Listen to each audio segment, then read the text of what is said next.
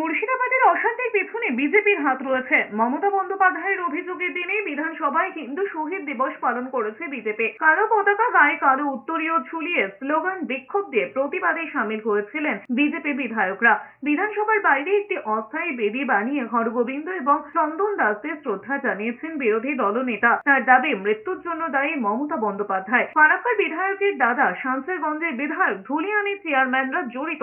তার দাবি, 2021 থেকে এমন কোনো জায়গা নেই যেখানে সনাতনীরা আক্রান্ত হননি। বিধানসভা চত্বর জুড়ে স্লোগান উঠেছে মমতা বন্দ্যোপাধ্যায় হাই হাই। এরপরে রাজ্যবাসীর উদ্দেশ্যে শুভেন্দু অধিকারীর বার্তা, চোখের জল ফেলুন, চোখের জলে শপথ নিতে বলেছেন মমতা বন্দ্যোপাধ্যায় সরকারকে উপড়ে ফেলার। Death by the police bullet because this boy was rowdy. This boy was targeted police. The 35